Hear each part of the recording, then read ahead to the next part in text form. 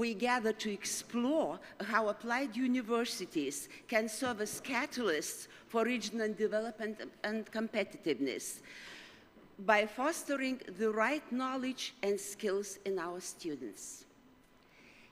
It's a big honor to stand before you today, before a group of professionals, respected guests, and my international colleagues. I'm Nijolė Zinkevičienė, Vice Rector for Research and Partnerships at Vilniaus Kolegija, a higher education institution in Lithuania. I was also Vice President of EURASHE until yesterday, and will be moderating this conference today and tomorrow. Today and tomorrow, let's engage deeply with the sessions, share innovative practices, strengthen our collaboration. Together, we can drive forward initiatives that enhance our regions and empower our communities. Thank you for being here, and we all are looking forward to our inspiring discussions. But first of all, before starting, on behalf of all the participants, I would like to thank Portalegre Polytechnic University for accepting to host this year's annual conference. From the first moments we feel at home, and thank you very much for creating a welcoming and warm atmosphere. And of course for the trip yesterday from Lisbon to Portalegre, that was with the purpose to show how beautiful Portugal is. Thank you very much.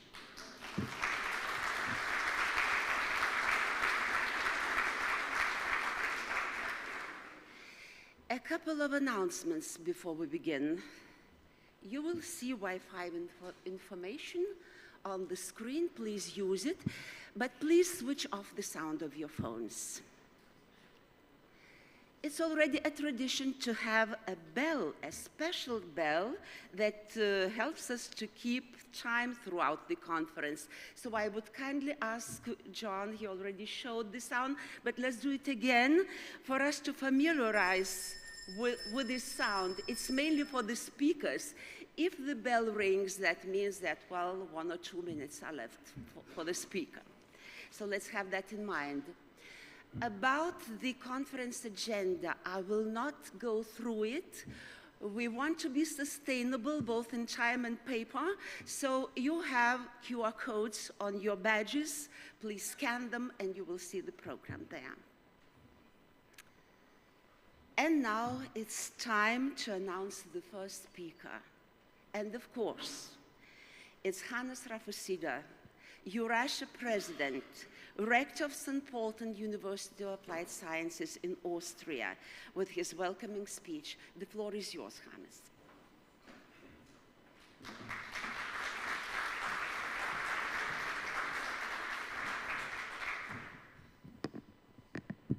Good morning, dear Secretary of State, dear speakers, dear guests, dear colleagues. It's really my true pleasure and honor to open our annual conference of EURASHE.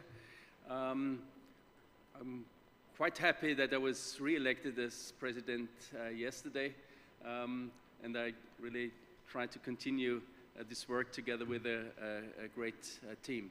Let me start with a big thank you. Thanks to the Istituto Politecnico here in Portalegre for hosting this conference. Big thanks also to our secretariat, all these brilliant colleagues working and making the conference happen. I think it is a very important sign, and I see it also symbolic, that we really choose this very specific, very special place for this year's conference. It is, as we already experienced, a very special place, a very nice city with long history. It's also a comparably small city, and I would say also comparably small university. But small is beautiful, small is important, more important than ever, I would say, in these times, because small is also flexible, small is agile, and it makes us able to be, to react on all this rapid change that's going on all around the world. We speak a lot about academic freedom these days, and I think it's absolutely our duty to protect academic freedom, the freedom of science, the freedom of education by all our means. But we always have to be aware there is no freedom without responsibility or without taking the responsibility. As universities of applied sciences, our responsibility is to provide the knowledge and the skills for the future, to really drive place-based innovation. So this is the motto, this is the title of this year's conference, Place, Knowledge and Skills, driving universities of applied sciences as the drivers for regional competitiveness. And I think it's pretty clear that without regional competitiveness, there is no European competitiveness. So let's really take this serious. Let's work for these issues.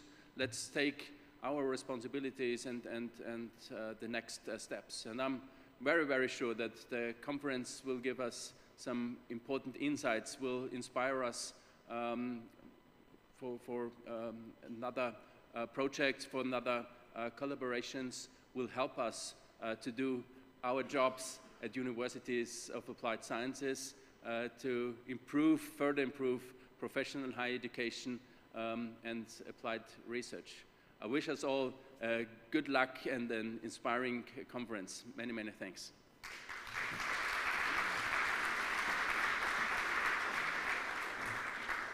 Thank you, Hannes, for the inspiring words.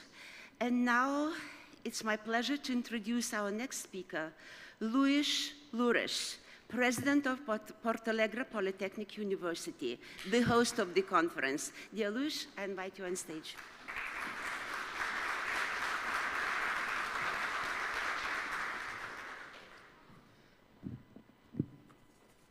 So, good morning, everyone, once again.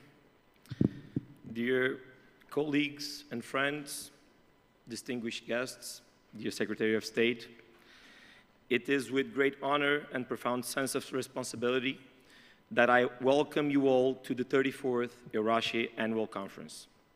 We gather here today not only to share knowledge and best practices, but to reaffirm our commitment to professional higher education as a transformative force, locally, nationally, and globally. The world around us is changing at an unprecedented pace. In the face of this transformation, universities of applied sciences must act as agents of cohesion, innovation, and inclusive growth.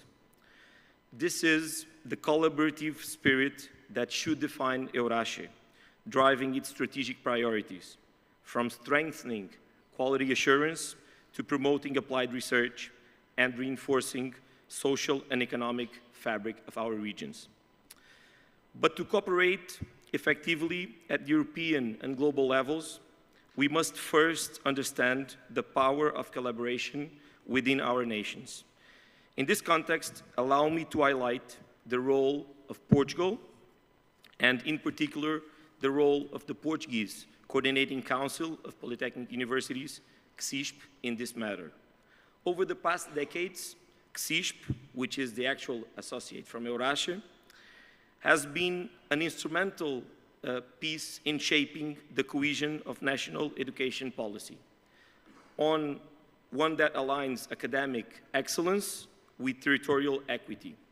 Portugal, as you must have experienced throughout your journey from Lisbon to Portalegre, it's a country still marked by geographic asymmetries and demographic imbalances, with a significant portion of its population residing in low-density territories and interior regions. In response, the Polytechnic Network, under the coordination of CSIP, has strategically positioned itself as a pillar of development and opportunity across the country. The impact of this activity is tangible. Throughout applied research centers, partnerships with SEMEs, and regional innovation ecosystems, CISP institutions have attracted millions of euros, both from European funds and national and regional funding, catalyzing projects in sustainability, renewable energies, health, tourism, circular economy, digital transition, among others. And, of course, the Portalegre Polytechnic University, as one of these institutions, is directly incorporating this mission, becoming a strategic actor in fostering regional entrepreneurship, upskilling the local workforce, and driving forward regional competitiveness, all while ensuring that no talent is left behind. But we must go further. If we are to meet the strategic objectives of EURASHE and respond to Europe's societal and economic challenges, we must extend this model of place-based development everywhere. By developing this annual conference in a peripheral region such as Portalegre, EURASHE demonstrated its clear commitment with all its partners, regardless their size and geographic position. EURASHE understands that the future of higher education will surely not be built by single institutions in isolation, no matter how big they are, how good they are, and how much resources they have. It will be forged by communities, regional and international, united by common values, collaborative visions, and shared responsibilities. Let us therefore use this conference not only to reflect, but to act, to scale up our partnerships, broaden our impact, and recommit to a vision of higher education that empowers individuals, transforms regions, and builds resilient societies. EURASHE is not an association merely as it is recognized. It is a movement, a European and global network that is committed to knowledge in action, to excellence with purpose, and to solidarity throughout education. Last year, we had the mode of stronger together. And in fact, we are stronger together, and together we will shape the future. Thank you.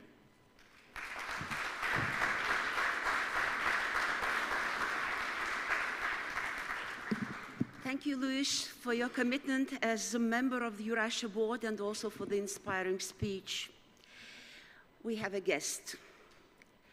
Laura Galao, Vice President of the Municipality of Portalegre, who would also like to congratulate, to welcome the conference.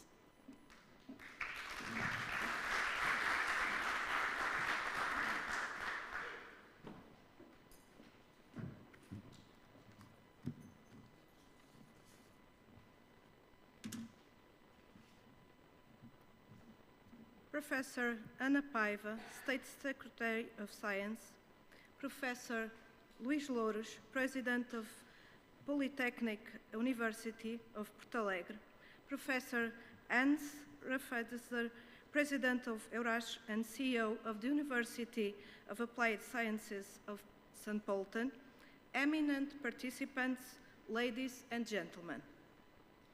On behalf of the Municipality of Portalegre, it is a great privilege to welcome you to our city. We are truly honored to host the 34th annual EURASHE conference here at the Polytechnic of Portalegre. This event places our city at the heart of an important discussion of the role of higher education institutions in promoting knowledge, skills, and regional development. We firmly believe that this kind of events bring significant value to our region and our country. We are grateful to EURASHE for choosing Portalegre as the venue of this year's conference. This topic challenges to rethink the role of higher education in aligning academic programs and curricula, with the real needs of businesses, public services, and local communities. The conference also reflects a common concern among local institutions, the urgent need to skilled professionals who can respond effectively for local challenges while promoting the social inclusion of job seekers.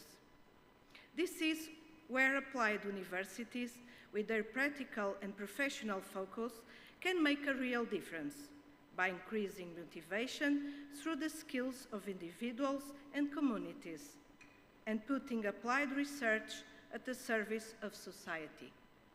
We live in times that call for greater institutional collaboration to support regional development through innovative, collaborative, and community-driven solutions. Polytechnics are key players in this effort. Their mission represents a strategic contribution to building a more competitive and sustainable future. The municipality of Portalegre strongly believes in the power of higher education as a catalyst for social and economic change. The Polytechnics of Portalegre has demonstrated a formative position and is attentive to training needs, being an indispensable partner in the development of our territory. We also believe in cooperation and collaborative networks that bring together all local stakeholders. Only through lasting partnerships between local government, academic institutions, and economic actors can we build a more resilient region with greater opportunities for all. You can count on the municipality of Portalegre. I wish you all a productive and inspiring conference full of meaningful exchanges, new ideas, best practice, and promising cooperation. Above all, I hope you will leave Portalegre not only with new knowledge and valuable contacts, but also with fond memories.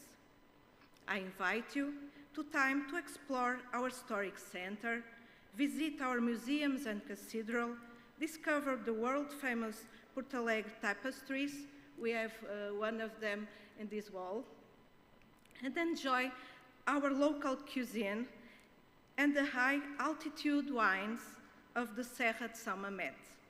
Finally, I would like to congratulate once again the Polytechnic of Portalegre for hosting this important event. I hope that discussions and collaborations that will take place over the next days will help us all move forward together towards a better future. Thank you.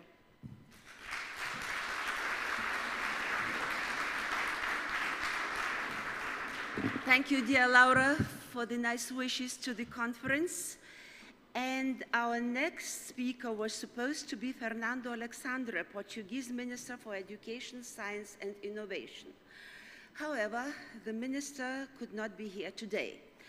Therefore, the welcoming address will be delivered by Ana Paiva, Portuguese Secretary of State for Science. I would kindly invite her on stage.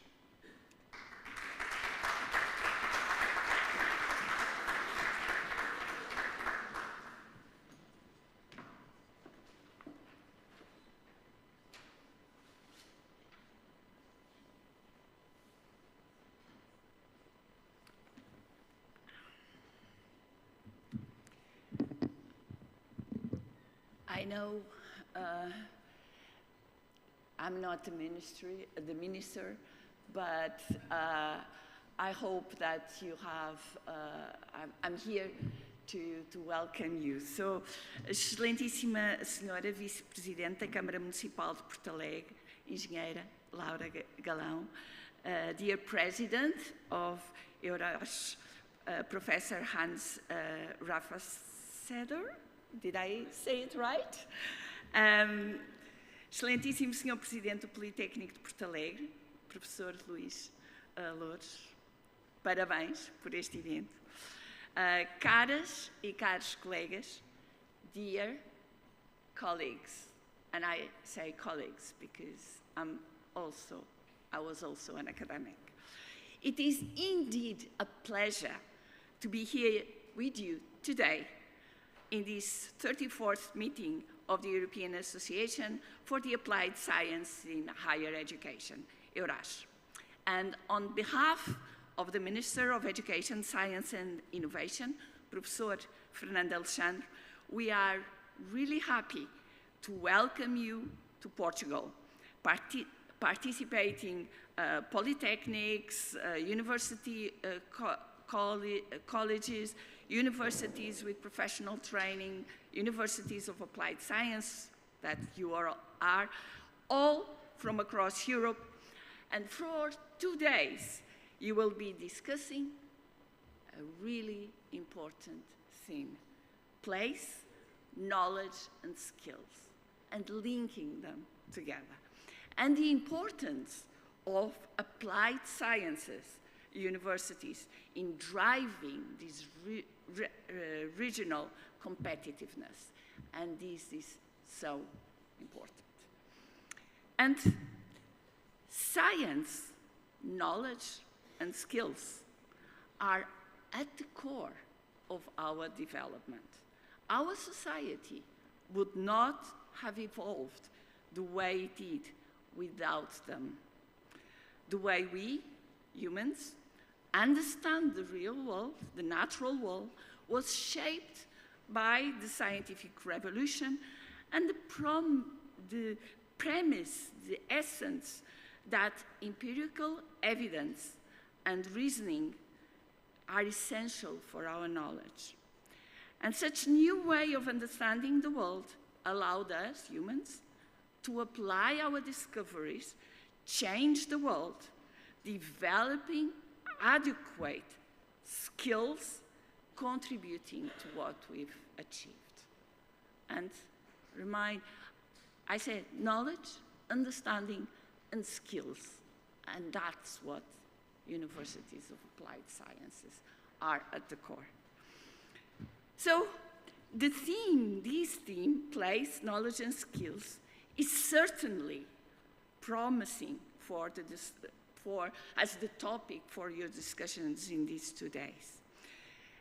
And they also rely on the fundamental principle that science thrives in freedom. And already mentioned the freedom of science, the freedom of thinking, the liberty to discuss, disagree, overthrow previous theories with empirical evidence that proves otherwise. And all of that is what moves knowledge and science forward. And this freedom is a key value of the European Union. The right to liberty and security, the freedom of expression and information, and the freedom of the arts and sciences, among so many others, are protected under the EU Charter of Fundamental Rights. Freedom is also the basis of the EU single market. And Henri Coletta, in a fantastic report, for those that haven't read, I highly recommend, names 4 freedoms: people, goods, services, and capital.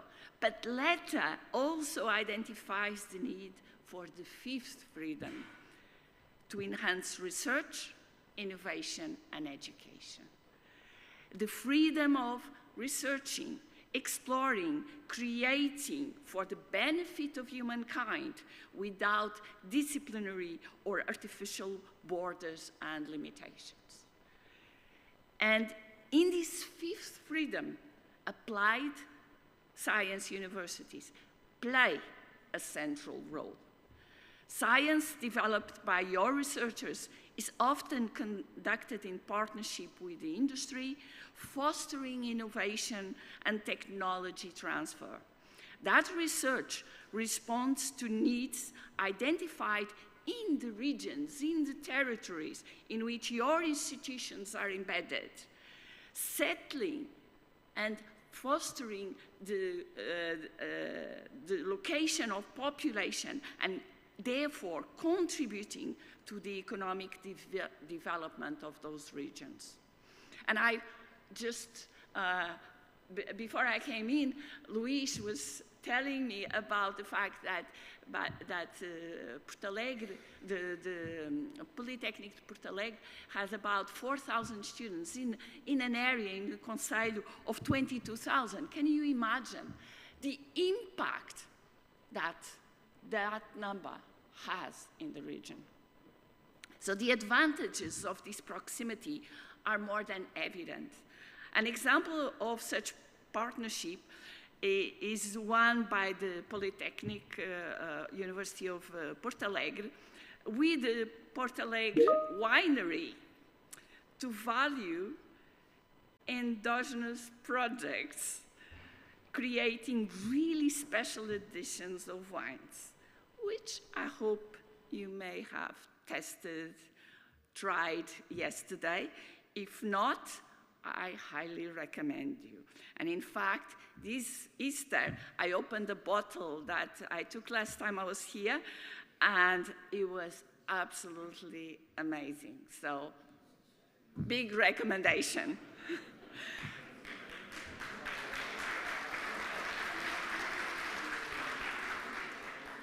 But remember, that production is not standalone. It's associated with training provided by the EPP in enoturism, by the science behind that production, and promoting the skills that are essential for the territory that we are in. That specialized training, which is offered in many other areas and throughout so many applied sciences universities, fights one of the main difficulties acknowledged by Mario Draghi. This is in another report. If you didn't read, I also recommend you to read it, which is the skills shortage identified by the 54% of the European companies, both big and small, as one of the most pressing problems. And I can tell you that Portugal, in fact, is the second European country with the biggest percentage of companies identifying this issue of needing new skilled people, below just one other country. So, however, this ability to develop a particular set of skills responding directly to the needs of the territory was often mistaken as the lack of capacity to do important, impactful research. But in Portugal, as in many other countries in Europe, this dual system, which you are of course aware, prevented some of the applied sciences universities, and in Portugal, the polytechnic universities, from giving PhD degrees. Yet, that reality has changed in the last few years. And throughout Portugal, several applied institutions now are offering PhD courses that are with a more practical component. For example, linking with chemistry, with wine production, but at really scientific level, gathering skills adapted to the needs of the territory and innovative research to develop new knowledge. These courses should be associated with the capability of research of the institutions, and in fact in Portugal is associated with a ranking by the research units that exist at the universities. In particular, if they are considered very good or excellent, they will have the capability to really provide the manpower, the professors to give PhD and supervise PhD students. And that threshold, in fact, I can tell you, was attained in several polytechnic universities in Portugal as a result of an evaluation that just finished a couple of weeks ago. And these results translated into, in fact, a significant increase of funding of research for Polytechnic of Portalegre. I think I have the number of 200% of increase, which I think it's as a result of really good work done here in Portalegre. So I congratulate EPP for that.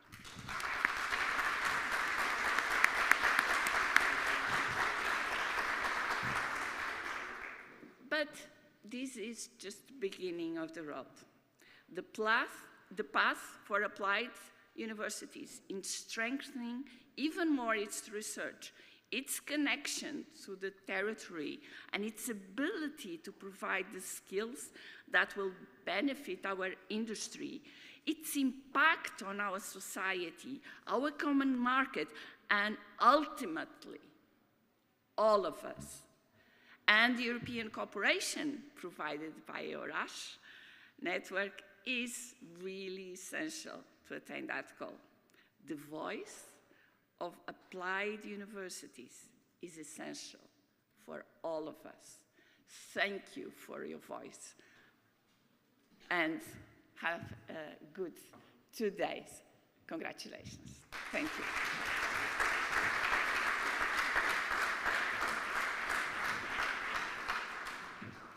Thank you very much, dear Anna, especially for highlighting the aspect of freedom in higher education, which is our fundamental value. I hope now we are technically prepared to receive our key speaker. I'm thrilled to introduce a person that most of you know very well.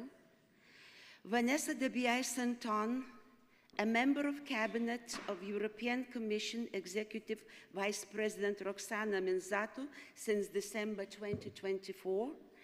She previously served as head of unit for European higher education policies in the European Commission and took a pivotal role in initiatives such as European Universities Alliances, the European Student Card, and the European Strategy for Universities.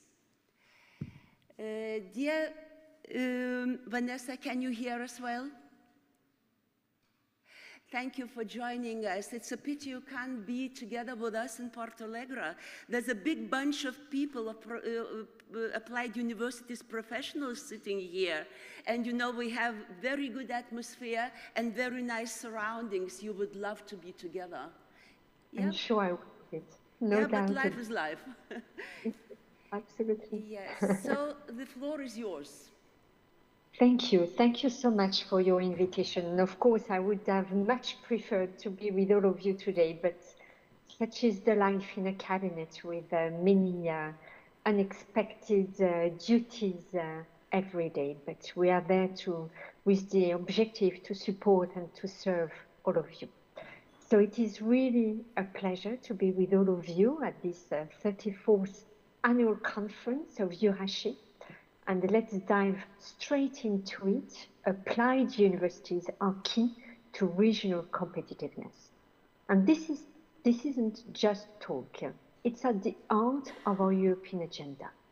Europe's competitiveness thrives on education and competencies and skills. Yet, education often sits on the periphery of our economic strategy. And that is a mistake.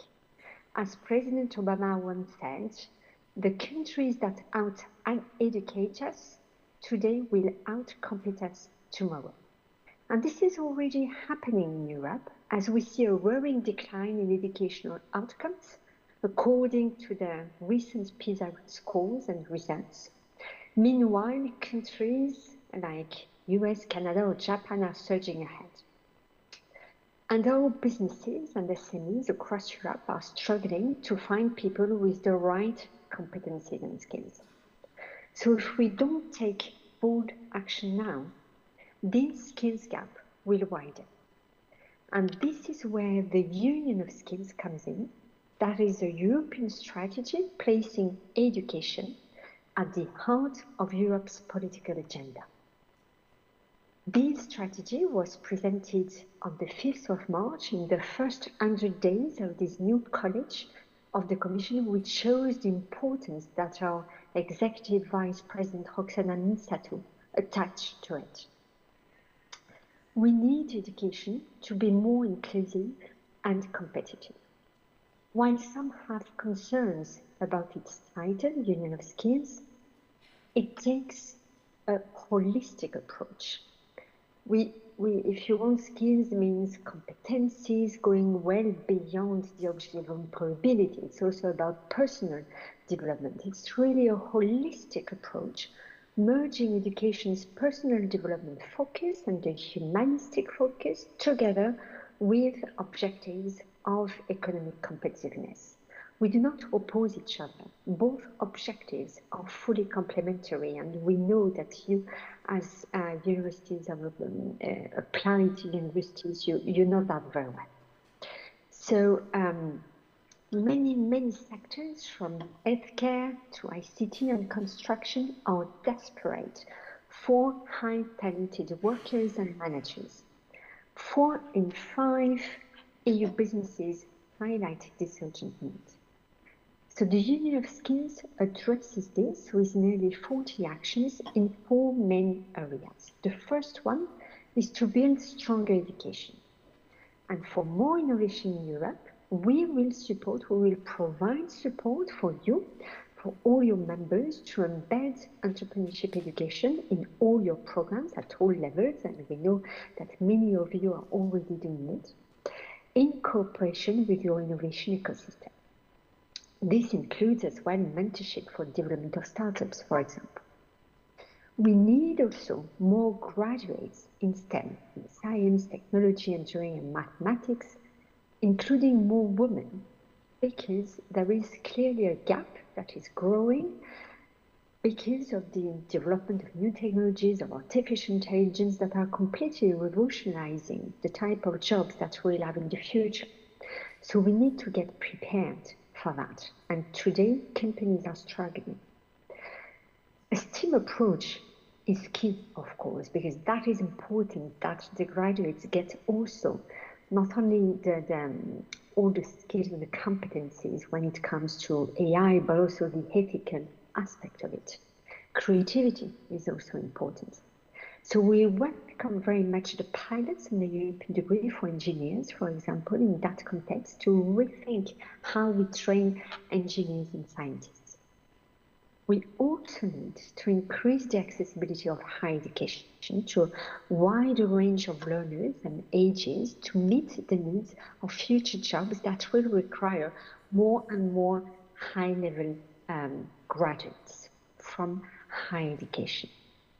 So this inclusion is very important in that context, as well as the promotion of support services focused on student well-being.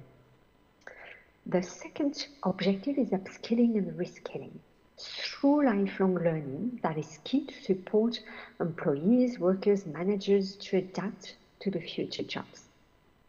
For that, we want to support further the development of micro-credentials in cooperation with the private sector. And again, we know that many of you are very active in developing that, to offer a flexible, targeted way to help people and workers to develop the knowledge, the skills, and the competencies that they need for their professional development and to transition into new jobs. The third objective is balanced mobility. For this, we need to further work in the automatic recognition of qualifications and learning periods abroad across the EU. And we also need to foster transnational cooperation.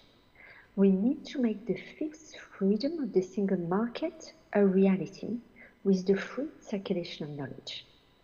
And for that, we need all of you and all higher education institutions in Europe to pool their resources and knowledge together to offer top-notch innovative joint study programs, including in strategic sectors like key technological domains like AI, quantum, semiconductors, data, cybersecurity, if we want to be competitive And if we want to be autonomous in Europe, to preserve our sovereignty, we need to put the knowledge together. We have excellent higher education institutions in Europe, but they are too small. But if they cooperate much stronger together, as for example they do, and many of you do in European Universities Alliances, then you can compete with the rest of the world. And this is why we will, in the next multi-annual financial framework, strengthen these types of initiatives like the European Universities Initiative. But we also need to deliver a European degree to these students who can benefit from this type of study across different universities. We know how many obstacles higher education institutions are facing when they want to develop joint study programs.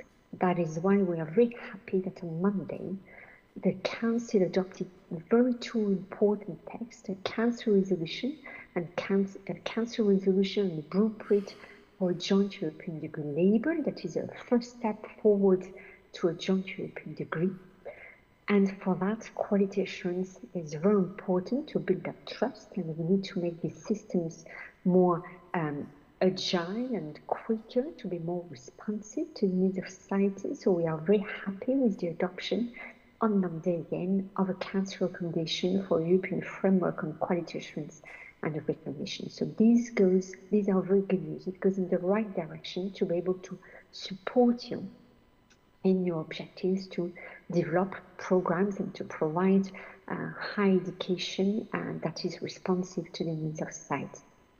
The fourth objective of the Union of Skills is to welcome talent, to welcome and to retain talent in Europe.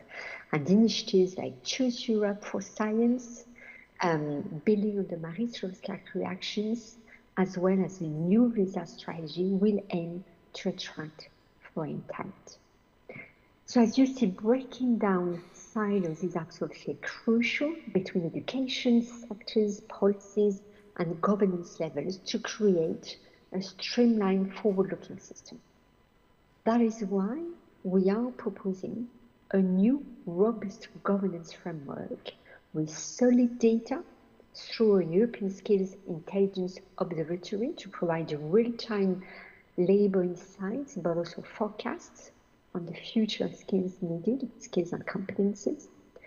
And we want to set up a European Skills High-Level Board to unify, to bring together business, education and social partners in advising the Commission shaping policy.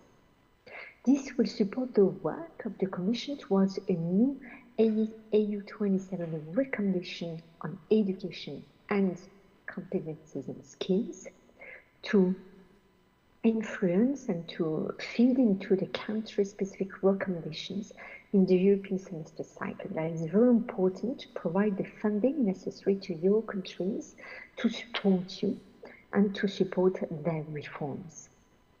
So this approach will bring the European education area to the next level, at a highest political level, aligning it with rapidly societal needs, complementing national efforts, reducing fragmentation, and ensuring efficient use of resources.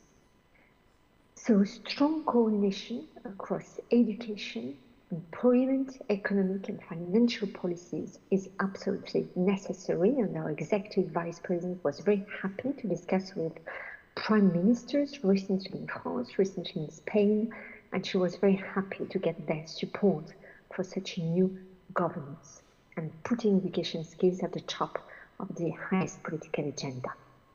So this is really a call for shared ownership, as you can see. And we, of course, rely on you, on EURASHE and its members to accelerate the change, providing the competencies that our economy demands while helping individuals to strong. Thank you very much.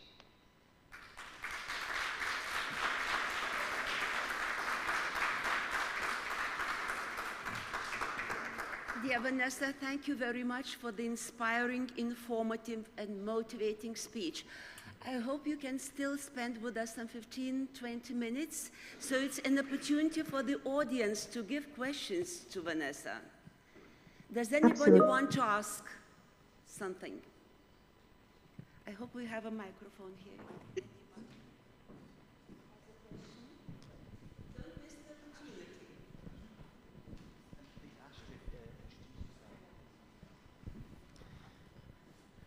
Good morning, Vanessa. Can you hear me? Yes, very well. Good morning. Good morning. My name is Astrid Hannes. I represent the European Regions Research and Innovation Network. So thank you very much for presenting and highlighting the key challenges and the actions to come in the Union of Skills.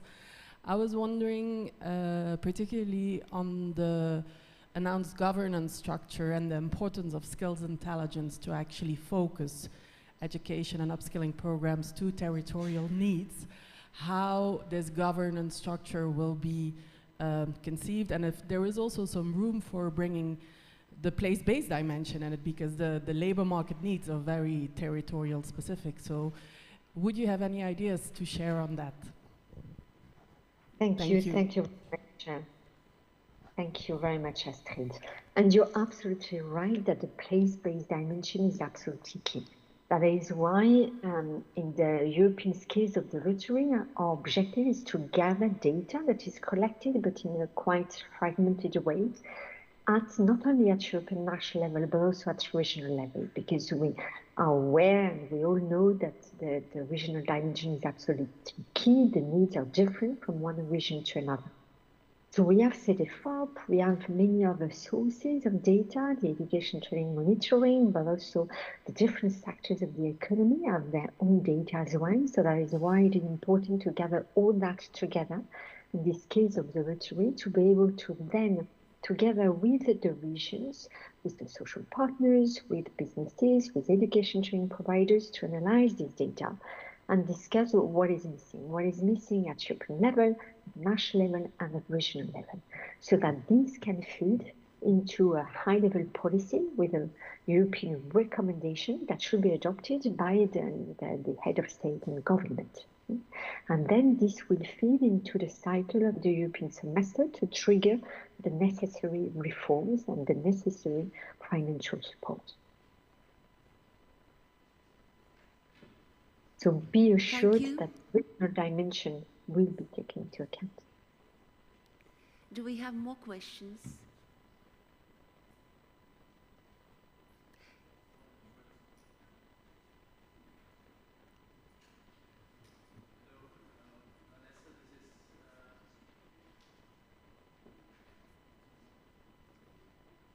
Can you come up, Hannes?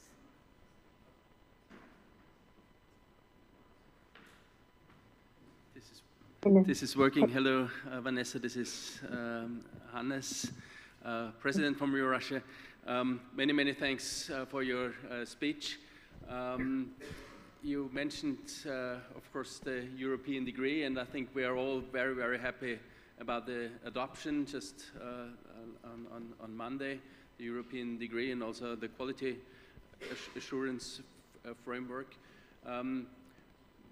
But maybe you could just tell us a little bit the next milestones or the next steps for us that we, I think, have already some bright ideas in mind for upcoming European degrees, but what is coming next, and also what can we as EURASHE do, what can we as universities, applied universities do to make it really a success?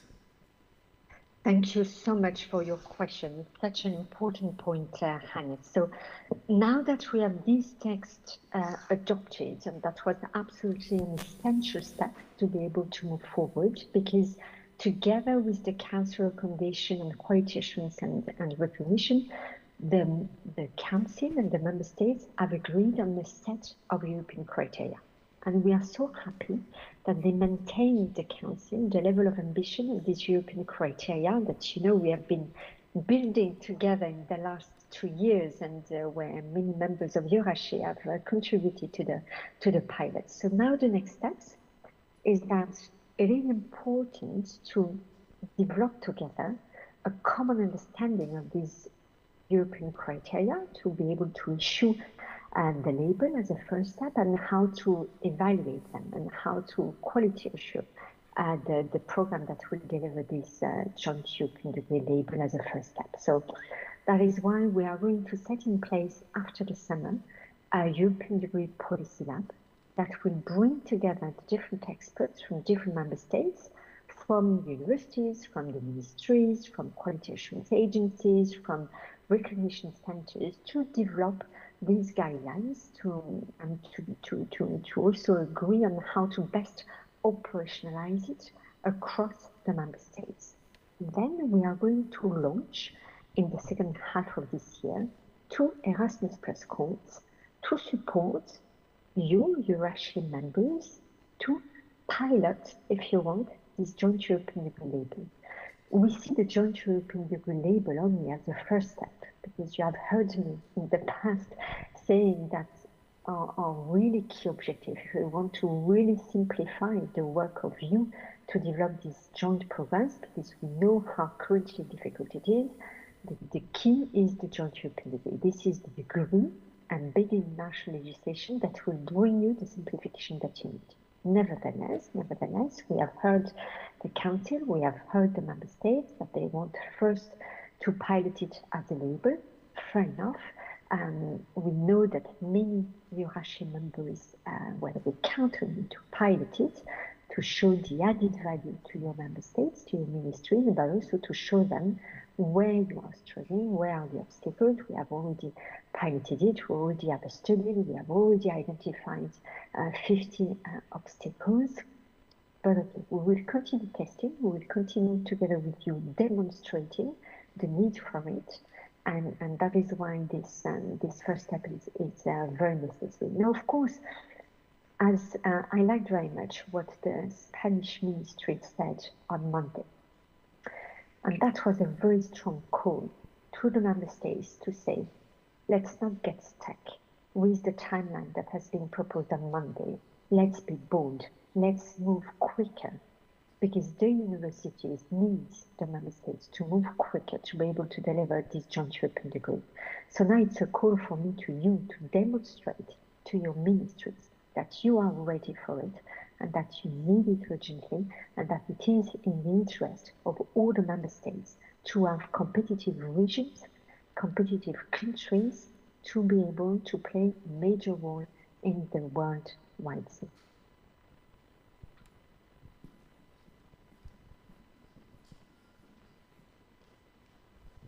Thank you, John.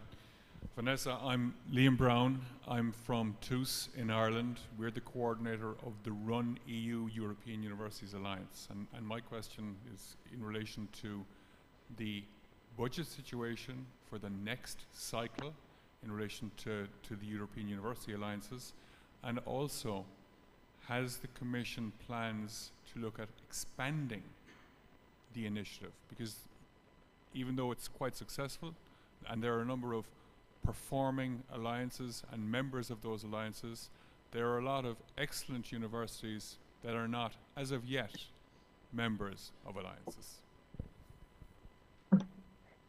Thank you very much. So, as you know, European Universities Alliances are very close to the heart of our Executive Vice President. So she wants to, first and foremost, to strengthen them. If you want, the objective in the first 5 years have been to see these European University Alliances flourishing and to bring together higher education institutions from North, South, East, West to cooperate together. And from that perspective, we can be thrilled to have 65 European University Alliances involving more than 570 higher education institutions. Fully agree with you that there are excellent ones that are not yet part of it. Now, what is the challenge for the next 5 or next 7 years? It's to really move from what has been a piloting exercise to move to a mainstreaming exercise. During the first 5 years, and not all of them are 5 years old, and some of them are 2 or 3 years old, they are still in the beginning. But the objective of the next cycle is to, from the experience of what has worked well, what has worked less well, because we wanted to allow these alliances to test and also sometimes fail. And this is from failures that we learn also sometimes. But now, after 5 years, the time of experimentation should be done. And the next phase should be to mainstream what works well into all the programs at bachelor, master, and doctoral level. What we need is that a majority of students can benefit from joint activities of these alliances. And these joint activities can take many different formats. It can be joint study programs, but it can also be joint courses, joint blended intensive programs, working together on live in lab projects, for example. What is important is that a majority of your students can benefit. And even if the report earlier this year that the Commission published in January shows all the huge potential, it is still a potential. We see the huge potential of micro-credentials. We see the huge potential for this entrepreneurship education. But now it needs to materialize. It needs to materialize so that a majority of students can benefit. And this requires a lot of work in your higher education institutions to involve all your staff around it. And the only way to do it is to align the strategy of your higher education institution together with the strategy of the alliance. If you start building separate governance, detached from the governance of your university, you will never be able to make it in the next 5 or 7 years. So maybe not all the 65 alliances are ready for it. And maybe others that are not yet there are more ready for it. And we should give them a chance. So this is what I can say so far at this stage.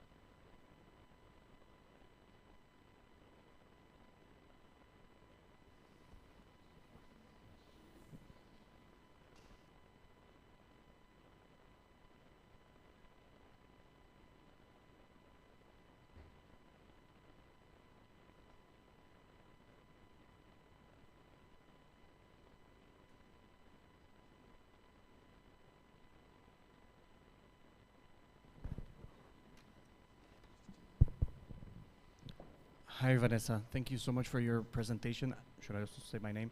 My name is Wim Gabriels, the director of the Erasmus Student Network.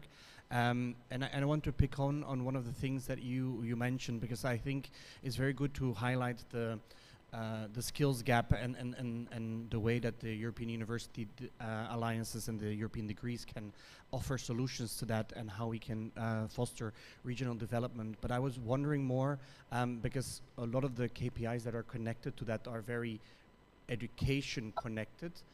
What do you see as, when you talk about quality assurance, what do you see as future ways for us to measure impact when it comes to the regional development, when it comes to, for example, graduate impact or innovations? Thank you.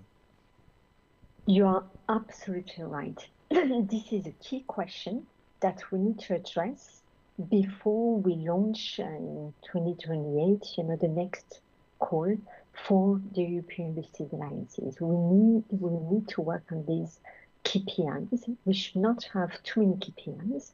We started, working on it, and this is based on these KPIs that the report has been delivered in January to evaluate where we are. So that is a good basis. Now we need to see with the evolution and where we want to see these European University Alliances to go in line with the strategy of the Union of Skills. For me, it's not the number of KPIs that matters, but we need to have the right KPIs as an encouragement for these alliances to develop, to mainstream in the way society needs. And as you said, an important KPI is also the cooperation with the innovation ecosystem around it at local level, but at local level within the alliance. So, the alliance of these different local levels together, that is absolutely essential, because of course, we educate, these young people, the students, for them to thrive in society, but we educate them as well for a competitive objective. And as I said, one does not oppose the other. So KPI showing how the graduates develop, what are the types of competencies and skills that we develop in adequation with the need of our society will be, for example, important. So this is a work in progress, the development of these KPIs.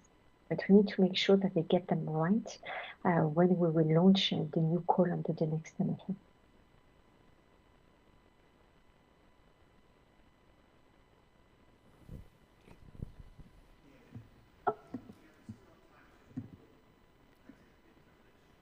Yeah. No more questions? Do we have some more? Dear Vanessa, it seems like there are no questions left today, but Just of course there one will... more. I'm going to take the privilege of being in Portugal. Yes. Which is my home country, to ask a question. Yeah, please.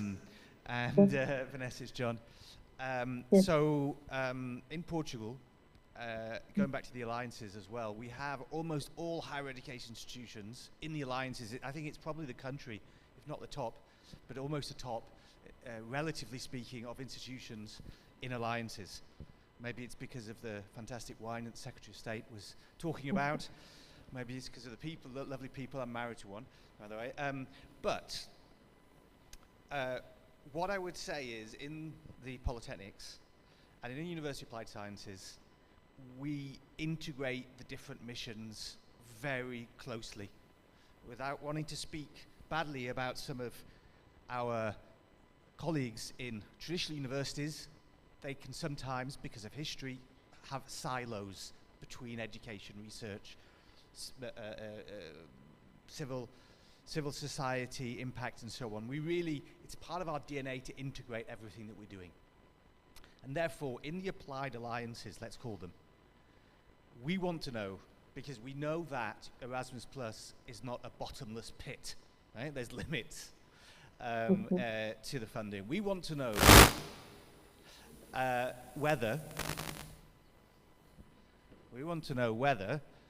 what are the chances of you and your executive vice president that you serve convincing her colleagues in the college, in DG Research and in DG Regio, especially, to put some money in to support the alliances in the future?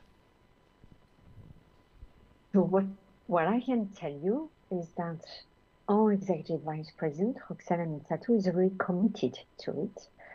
It is part of the mission letter that she received from the president, Ursula von der Leyen. Her colleague, Commissioner Zaeva, has also this objective in her mission letter.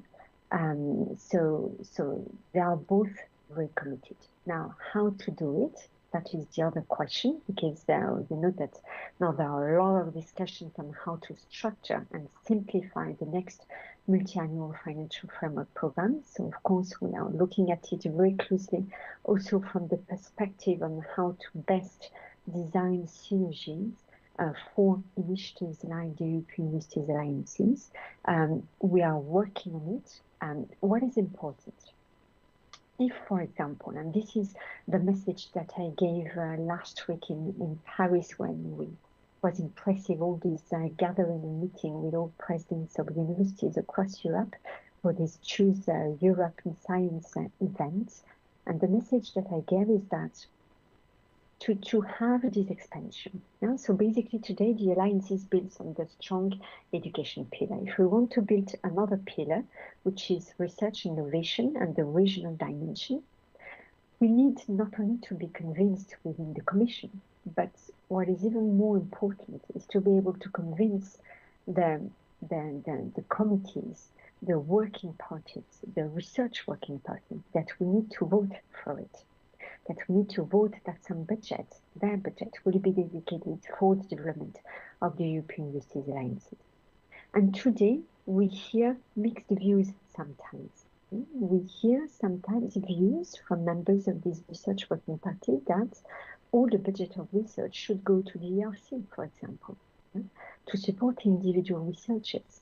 And today we have a lot of collective effort to do to explain, on top of fantastic instruments like ERC, that is very much needed to support individual researchers, we may also need what European Universities Alliances can bring in terms of giving the researchers a fantastic environment to do their research, where they can benefit from the knowledge and the research equipment, not from one university, but from 9 universities, where they can provide the support for their IPs, for example, for patenting, where they can receive the support from researchers, PhDs, postdocs, but also master students from 9 different universities, bringing different complementary perspectives.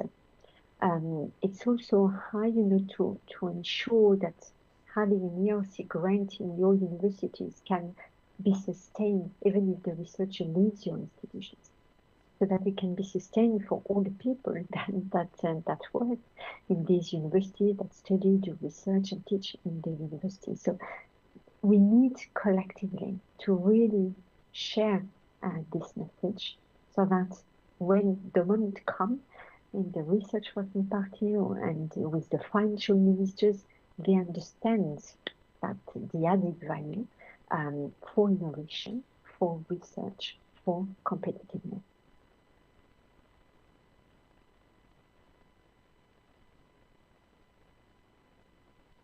Thank you very much. It looks like there are no questions now, but of course there will be many in the future perhaps, and EURASHE will reach you, Vanessa, many times. Sure. Do not hesitate. Thank you once again for being with us today, for your contribution to the success of the conference, and let's give a big round of applause to Vanessa and wish her a nice day. Thank you very much. I wish you a fruitful conference, and looking forward to your feedback of the event today. Thank you very much. Thank you once again. Bye. Bye. Okay, we still have some time, and we deserve a longer coffee break. Yeah, but we have to be back at Liam 11:30. 11:30 for the first plenary. Liam is excited because he will be moderating. Okay.